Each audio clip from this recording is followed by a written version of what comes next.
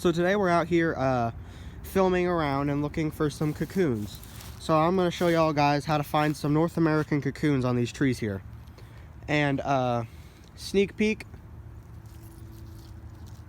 it works. Okay, hey guys, okay, so we're actually back a few days later. That intro that I filmed for the cocoon hunting video wasn't gonna work because I didn't find any cocoons that day. But we're actually here in some spice bushes, and I have found a spice bush, or a what I think is like a wild cherry maybe. It's winter, so there's no leaves, I can't really tell. That has like a ton of cocoons on it. So we just found these two. This one here, there's nothing in it. There's just nothing inside of it. You can shake it up.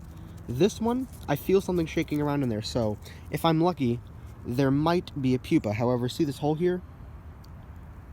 I'm hoping that there isn't a pupa in here, not some like parasitic type wasp. Now up there you can see that there is another cocoon hanging. What I'm gonna do is I'm just gonna pull it down here and take it. This one feels not empty. Now keep in mind, even though a lot of the cocoons on the tree that you're searching might actually have empty cocoons, that doesn't mean that there isn't, because females tend to, since they don't really fly too much, they tend to spend their entire lives on one tree. So multiple generations will be on one tree, which is a lot of times how that works. And I feel a pupa inside of this one, so that's good. And I think I see one more on the this side of this tree. Here's one. So we have two so far that probably have a pupa, and then I think there's one more right there. This one definitely has a pupa inside of it as well. Let's rip that off. They're attached to the tree. They have, unlike Lunas and Prometheas, they are very, very, very well attached to trees. Very, very well attached to trees, and I mean that. Now these guys will go inside my overwintering cocoon box, which I'll make a video on when it gets near the end of winter and I don't have any cocoons left to put inside of it. Come on, get off. That's just a good rule of thumb is just break the branch. Just break the branch that it's on. You're probably not going to get it off yourself. Now these are Promethea moth cocoons. So it's a small saturnid, but a saturnid nonetheless. Hold up. I'm gonna slip my phone in my pocket. I can get it off the tree. Okay. I just took the branch off. So we're just gonna shake it up. I feel a pupa inside of this one too. That's 3 Promethea moths. Now there was actually 5. I forgot to film the start of the video when I found the first one. That's 3 cocoons with something inside of them on the first tree. So I'll keep searching. Hopefully today we can find some polyphemuses. Actually, this was a cocoon, but it's empty. Yeah. This was a cocoon, but it looks like it was gutted by something. So, that was actually a pretty good hunt. So yeah, I'll come back to you guys when we have more cocoons. Now actually guys, I just wanted to make a quick little clip of this to show you the difference between live and dead cocoons. Or not live, just empty pupa. Look, as you can see on this live pupa, there's no hole in the top here. It's completely silkened off, and you can still see a leaf surrounding it and the veins on the leaf as well. However, this one, hold on, wait, I just dropped it. That leaf that was around it, you can barely see it. It looks like the actual silken cocoon itself. And as you see, there's a huge hole in the top of this. That means it's empty. There's nothing inside this cocoon. But these other 3 cocoons, as you can see, have brown around the leaves. You can still see that the leaves were there. None of them actually have holes inside of them. There it is. So that's how you can tell the difference between dead and live ones. This only really applies for Prometheas because that's the only one I can see it with.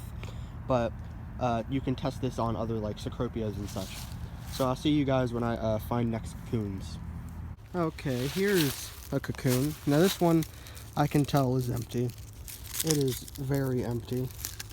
But yeah, it's empty. It's a polyphemus moth. And these guys, I just found one here. You can find these two of the North American species. Yeah. Okay guys, see you when I find something else. Okay guys, so we're back here with our cocoons, and what I want to do is open them up to make sure that there's nothing bad inside of them. So when I do that, I'll just get back with y'all and show you the pupa. We got one opened up, and I think that this is a female. This will go along with the male that I already have inside my overwintering box. So I'm gonna open up these other two. Here we have another female. That's another female, and hopefully this guy right here will be a male. And this looks like another female. So we had 3 females, and now we have 4 Promethean moths for next year. Now here I have my overwintering box. I'm gonna stick these guys inside of. 3 Prometheas. One Saturnia pavona. I have a Polyphemus moth here that I found on a tree.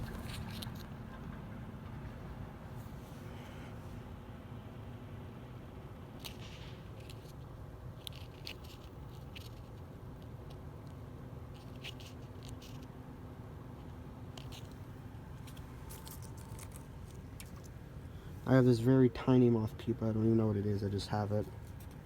And here's my other Promethean moth. It's a lot smaller, so I think it's a male. Hold up. I'm going to do something.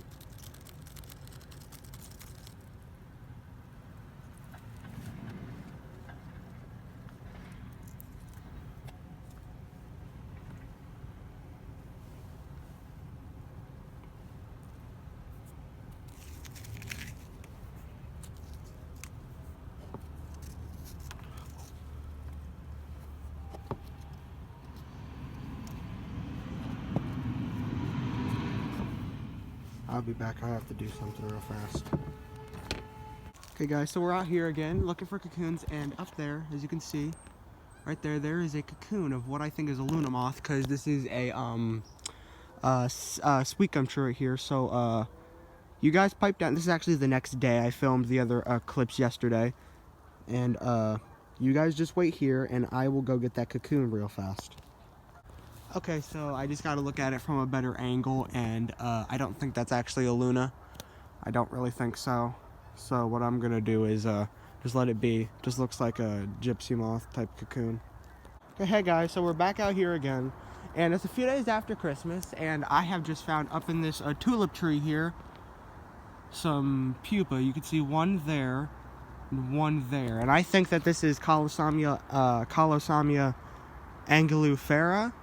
And so I want that. And then I see this little ball up there in the tree right there. I think that's a cocoon, possibly. So we're gonna try and get that.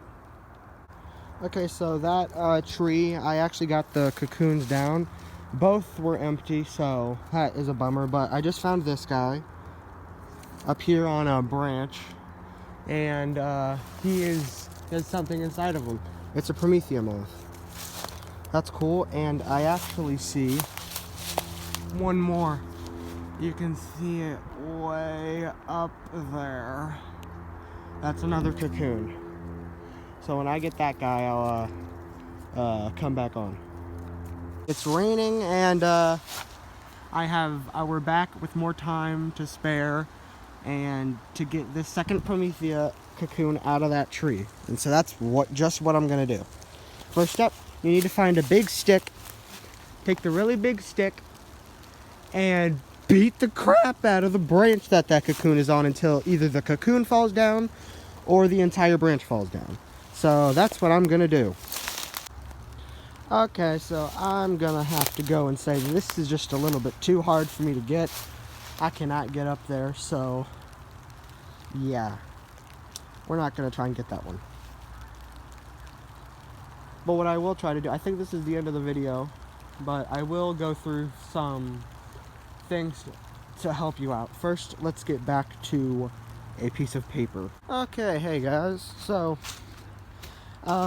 this is going to be at the end of the video once you're watching it. I'm filming this before I complete the cocoon hunting process. I just want to film this because this is going to be a very informational portion that you probably want to listen to if you want to look for your cocoons. We have found Polyphemus moths, Prometheas. However, I want to find Luna and Cecropia, and maybe Colosamia anguifera before I upload the video, so I can show you guys how to find those. I don't just want to leave it at, you know, finding Promethea, finding Polyphemus, and then you're finding those two and then just leaving it at that, and then just telling you how to find the other two. I want to find those guys, but I should go over some host plants and what you should do to try and find them. Okay, so for starters, we're going to start with number 1, which is the Promethea moth. This moth is a very easy moth to find. Through the combined year that I've been hunting for these cocoons outside in the wild, I have found over 20 cocoons empty, and I think 9 that have had a pupa inside of them. All the other cocoons, all the other like 11 I found were empty, but they're extremely common. Their host plants tend to be things like spice bush. Sassafras is a really good one. I found a caterpillar once. I can show you a picture right about now.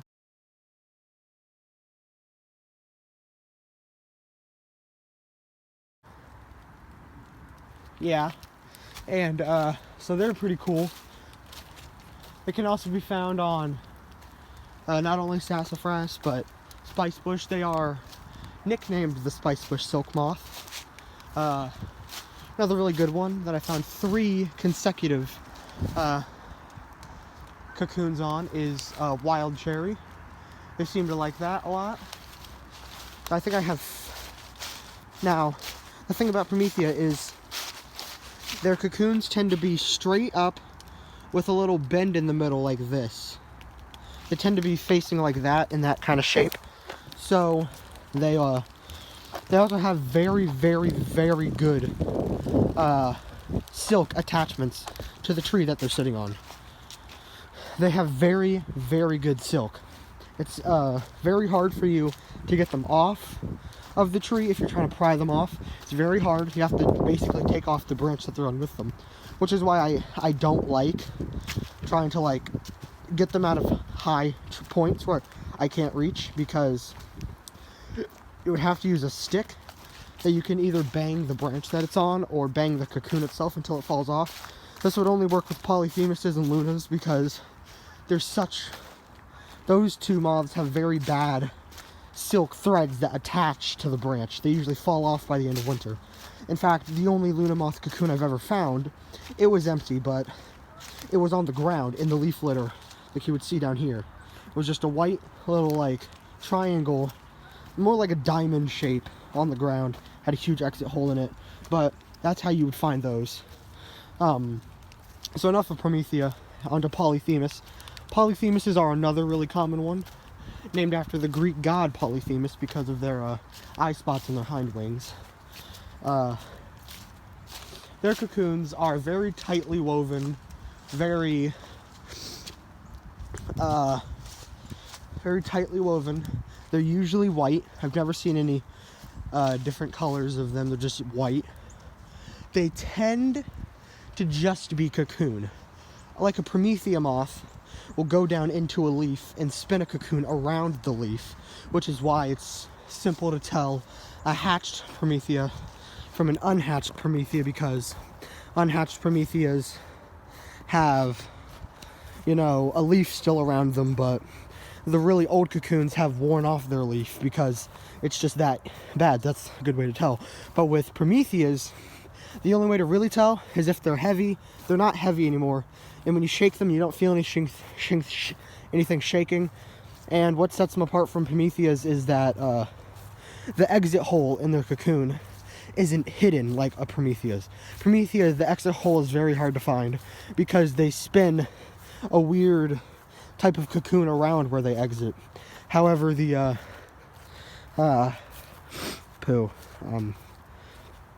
Polyphemus, the exit hole is huge because it's a huge moth. So that's an easy one to look out for.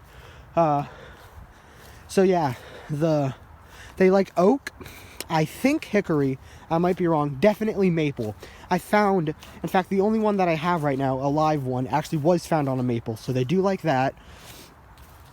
A few others, they're very polyphagous. You can look it up if I'm missing something. But yeah, okay, so on to Cecropia. Now, I have only found one Cecropia in my entire life. It was last year. It didn't hatch, sadly. I was a noob back then. I didn't know how to hatch it.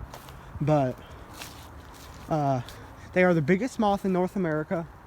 I'm not going to say they're easy to find, because they really aren't. They are not easy to find at all. But if you want to look, an unconventional plant that you can find them on is sassafras. They do, in fact, eat sassafras. That is a host plant. Once again, just like the Promethea, they have very similar. Promethea and Cecropia have very similar host plants. There's wild cherry for the Cecropia, and as I said for the Promethea moth, also the Cecropias eat spice bush, which is really easy. That's actually the spice bush is what I found that Cecropia moth on. Have a very strong silk cocoon. It's about as strong as a Promethea moth and any of the other Colosamias. It's shaped like a crescent moon, kind of like this, going along a stick. So if there was a Promethea moth, a poly, it's completely brown. There's never a leaf around it, but it would be hanging off of a branch like this, and it would be like a half circle hanging off of the branch.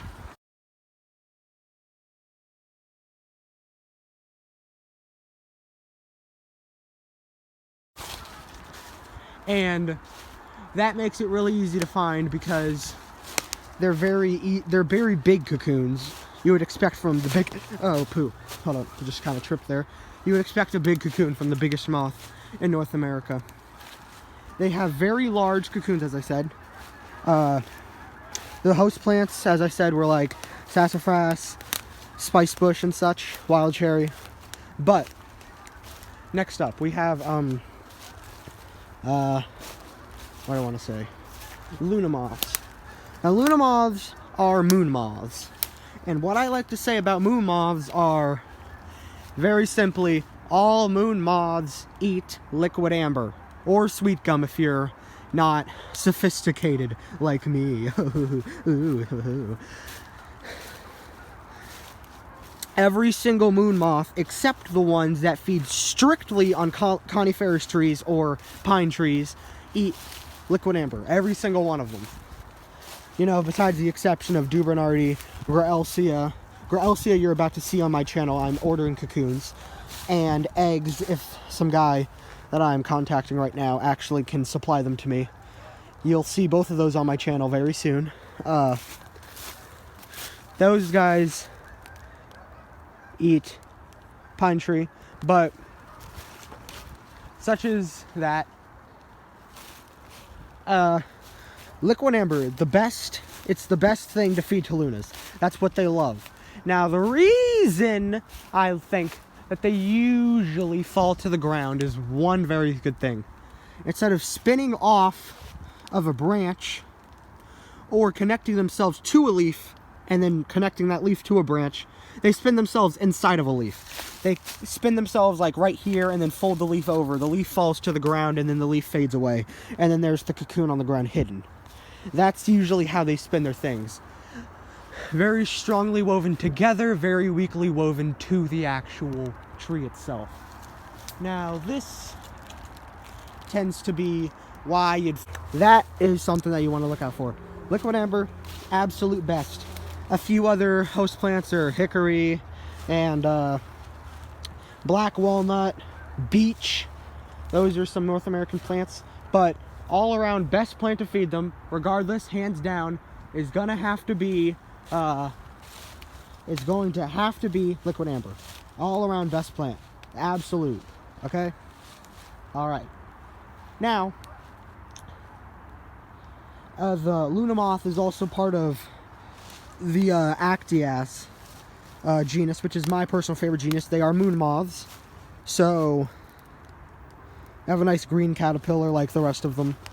Nice eye spots, nice tails, green, very nice moth. But next up, I want to talk about Colosomia angulifera, which I have been searching. I had caterpillars. You probably saw the video. They died. They all died. At the time, I was a very noob, and I had no clue how to raise them, so they all died, which sucks a lot. And I have been trying out here for days to try and find some. And when I do, they're either way too far up there. Can you see this? Can you see this? What is that? I'll tell you, that's a tulip tree, and that is a Colosomia angulifera cocoon. I can't reach it. Not only can I reach it, but I know it's empty. Why do I know it's empty? Because I knocked down one that was next to it. One that was next to it was completely empty. Let's see if I can find it. It's somewhere on the floor right here, around this area. If I find it, I'll tell you. But, they are much rarer than the Prometheus moth. They're much less common. They're not like super duper rare. Like if I found it, I'd be like, oh my goodness, guys, I found this. As you can see, I found the caterpillars. It's just that since they only have, you know, tulip poplar, actually they're called the tulip silk moth, I'm pretty sure. They're just harder to find because they're less polyphagous. But actually, they're not really polyphagous at all. However, they the only thing that really differentiates them from the Prometheus moth is their male. The female is has like these windows on the hind and forewings. However, the males do not. That is a Prometheus moth. The males are completely black, besides from the little things at the top of the wings that they have, the little design. They're completely black, kind of like a Ecupata calata. I don't know how to pronounce it. It's a silk moth down in Arizona, places like that, but kind of like that if you knew what I was talking about. And the Colosomia angulifera, on the other hand, the males are black, but they have the windows just like the females. That's how you differentiate them. And then all of the Colosomia angulifera is a very pretty moth, and we're gonna have some luck for that one. But don't worry, I will have some by the end of this season, I promise you. And if I don't, I will buy some. I never buy insects that I can find in my country. But for you guys, I will buy Colosomia angulifera if I have to. Next up, this one is a little bit more rare, I have to say. Let me tell you. This particular moth is another Colosomia. Now, I'm pretty sure in America there are only 3 Colosomia species. Colosomia angulifera, Colosomia promethea, and then finally, Colosomia superlificia. I think that's how you pronounce it. This one is called the sweet bay silk moth. It only feeds on sweet bay magnolia. I have no idea where that is. I've seen them, but they're on properties that I'm not allowed to set foot on because it's trespassing.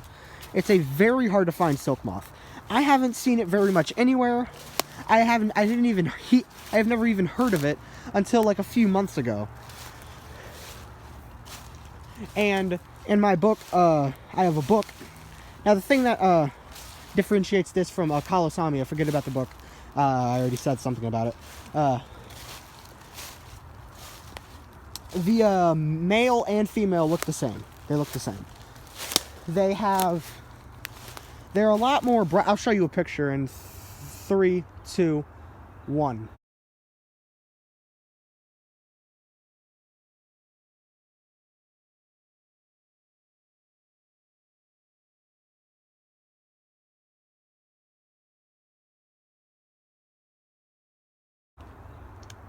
You saw it? It's a lot more yellowish, and it has the same eye spots and windows as the other Colosomias, but there is no black male or slightly browner female. It's just that color scheme. At least I think. I hope so. I might be wrong. But But that, from what I've seen, that is the only color scheme that they have. And it's a rarer one. It's not uncommon. I mean, it is uncommon, but it's not like, you know, super duper, oh my god, I found this, guys, you gotta see this. It's not that rare, I promise you. With some luck, you'll see it on my channel. With some luck. Now, moving on to one of my more favorite moths in North America, we have Eccles Imperialis. Now, I would love to show you all how to find pupa, but it would have to be a one video type thing, because they burrow underground. I don't know where to find them. I have no clue how to find them because they're buried underground. The only thing I can do for you guys is tell you what trees to dig under. I'll do that right now. Liquid amber, sassafras, I don't know. I only know those two because I found two on sassafras. Found two caterpillars on sassafras. You saw that huge imperial moth video I did, where I took the video of that huge imperial moth caterpillar. That was, I had actually found a male caterpillar a few weeks before that I forgot to film. That one died, and what sucks is that imperial moth pupa. The pupa died. I don't know why it died. It just did. I put it outside for overwinter, and it died. It sucks, but now that's that. I can't really tell you much about how to find it because you just got to look for the caterpillars eating leaves, or you got to dig under trees. I don't know what to tell you. Another one like that would be Citheronia regalis. That one is hard to find. If you want Citheronia regalis, I suggest you do one of two things. Either A, look for the caterpillars, which I guarantee you will not find. They are very hard to find as caterpillars. You very seldom find them as caterpillars. I don't know why. That's just how God intended it to be, I think. But or you could call in using a light trap or bait trap or moth trap a adult female or adult male and female, mate them, and then keep the eggs. That works too. That would definitely help you and aid you. You could lay the eggs and then raise them. They hickory horned devil. It feeds on hickory, no duh. Liquid amber. I don't know of any others. I just know those two. It's definitely not rare. It's just more uncommon, on the uncommon side. I bet if you worked hard enough that you'd find it. I didn't find it. I've never seen any livestock of it ever. Not eggs, not caterpillar, not pupa, not actual moth itself. I've just never seen it. But that leads us on to one of the final moths I'll talk about today, which is the Io moth. Now, the Io moth is a pretty cool moth. I'm actually going to Florida in a few days, and they have more summer temperatures down there, and I hope I can actually film a video of the Io moth while I'm down there for you guys, if I can find one. I'd love to do that, and it would be a really cool moth to film. And so I have never seen any type of Io moth, not caterpillar, not pupa, blah blah blah, nothing, none of it. But I can tell you what trees to look on to look for it. So we have redbud tree, we have privet. They do like privet, I know that. Sassafras, they like hibiscus, and I think they like lilac. I may be wrong. I think they like lilac. And now be careful if you do find one. The caterpillars are venomous. It's a hemilucinae. The caterpillars are venomous.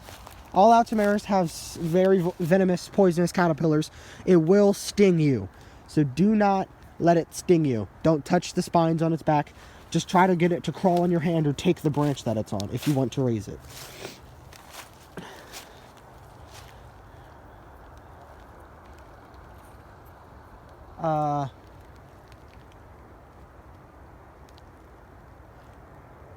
There's also something I want to talk about. This is more of a technicality, I'd say, but when looking for your cocoons, don't get fooled by parasites, because I once found a Prometheus moth that I shook it up. The pupa was very old.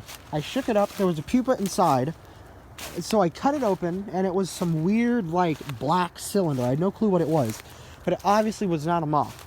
Be careful of that. You never know what could be inside of your cocoons. So always be sure that when you're finding wild moths, I know some people would say, don't cut them open, don't cut them open, but make sure you cut them open very carefully, look inside, and check to see if there's anything not good. Always do that.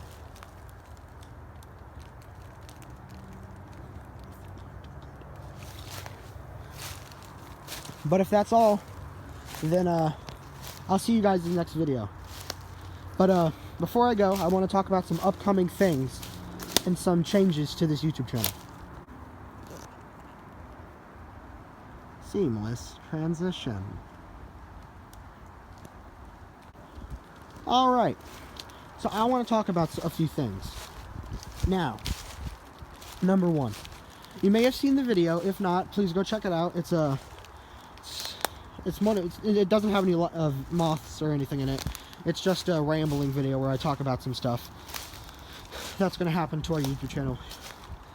I have started a goal to raise and breed and show on camera to you all every single Actias species that ever existed or will exist. Why? Because in short, I like moon moths. I also want to open people's eyes to the beauty of the creatures and to give you some never before seen species, such as like Argama bensanti. If, like, when I'm older, because I definitely can't go get it now, I could somehow get my hands on Argama bensanti and show you all that. When I say Actias, I mean Argama, Graalcia, and Actias. All of them. To start off with, I've already crossed Luna off my list because I have caught Luna, I have had caterpillar, I once raised a caterpillar a few years ago, not a few years ago, like last year to an adult, so that one's checked off my list. Yeah, as it should be. I mean, it was the first one I was even able to found. I found it before I even started buying livestock. So it was just an easy species for me to find. Sorry for that transition, I accidentally stopped recording. But I have some new species coming up. We have 3 that we're going to try and get off the list first. Actias Isis, Manos, and Graalcia Isabella. We have those 3 as our first choices. And maybe Actias Dubernardi. I have a guy contacting me. He said that he had some adults, but he hasn't got them to lay any fertile eggs yet. So if he does get them to lay fertile eggs, I will be buying some off of him and trying to raise those for you. But if not, then you'll have to wait for Actias Dubernardi at a later date. But don't fear that my channel is not just going to be loaded with moon moths. It is going to have some diversity. However, most of it is going to be moon moth. Every now and then, I'll chuck in a native species, maybe a cocoon finding video, maybe a light trap video during the summer. But we're really trying to diversify it. I don't want it to just be Luna and, you know, oh, here's another Luna moth knockoff. Now, so for our first diversifying species after our moon moth thingy, we have Holocerenia angulata, which is a nice African moth. I can show you a picture of it in 3, 2, 1.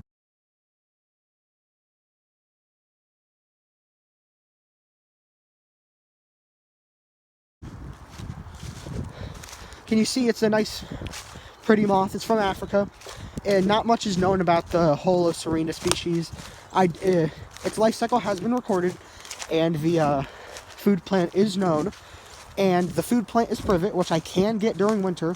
I have a bush of it. Actually, I have quite a few bushes of it at my Nana's house. For some reason, I never do. And so that should not be a problem to raise. I'll go through the caterpillars and show you the moth at the end if I am successful. That's something to look forward to. But yeah, so this is going to be a project that I go through a lot of this, through a years of this. We're going to try to do all of the Actias Argama species, all of them. We're going to first try to get some of the easier Actia species out of the way, the pine feeders, the nice popular ones that you see on the market all the time. Get those guys out of the way first. There's not too many species. It's not as like diverse as Altimeris or any of the other Hemilucinae species. Speaking of Hemilucinae, I have someone who wants to give me some of those at a future date in the summer, if he is able to get eggs. Sorry about that. I'm currently dying. So, we'll try and do that. The Actia Silene, those guys kind of died. I had some trees with some leaves left on them, but they all decided to bail on me in about a week, and now I have 0 liquid amber trees with leaves. They're all on the ground. They kind of starved to death. Sorry. It sucks. So Actia Silene will not be the second thing we cross off the list. I did have Actias rhodonuma. I got them to the second instar, but they just stopped eating after a few days. The food plant was fresh. It was only like a day old, I think. And they just stopped eating. I have no clue why. The plant should have lasted at least 3 days at minimum. They just kind of died. So that sucks. We'll try again later. It's not a hard to breed species. It's just less common of a species. Next up, one final little thing I just want to say. There's going to be a lot more Saturniidae moths on this channel. When I first started this channel, I was a complete noob. I had no clue what I was doing. A lot of my species died as caterpillars or pupa because I just had no clue what I was doing. But now I am a lot more educated, should I say, and how I should be doing things, playing things out, and how I should just be, doing things like that. I understand it, and I can do it. So yeah, if that's all, and I'll see you guys in the next video. Peace.